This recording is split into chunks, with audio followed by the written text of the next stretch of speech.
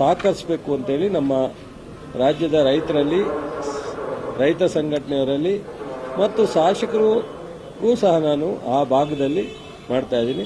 Alternative ಒಂದು nano urea ಇದೆ. ಈ ಯೂರಿಯಾಕ್ಕೆ ಒಂದು ಚೀಲಕ್ಕೆ ಏನು 260 ರೂಪಾಯಿ ಇದೆ.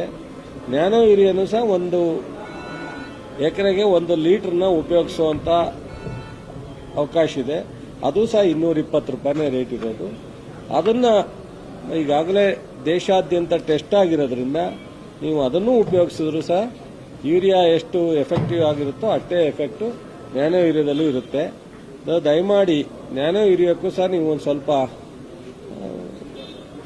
ಕನ್ವರ್ಟ್ ಆದರೆ ಒಳ್ಳೇದಿದೆ. ದಯಮಾಡಿ ನಾವು ಇನ್ನೊಂದು 2-3 ದಿವಸದಲ್ಲಿ ಇನ್ನೇನೇನು ನಾವು ಎಫರ್ಟ್ ಹಾಕ್ಲಿಕ್ಕೆ ಸಾಧ್ಯನೋ ಕೇಂದ್ರ ಸರ್ಕಾರದ ಮೇಲೆ ಹಾಕ್ತಾ ಇದ್ದೀನಿ. ಬಟ್ ಅದ್ರ ಜೊತೆಗೆ ಯಾವ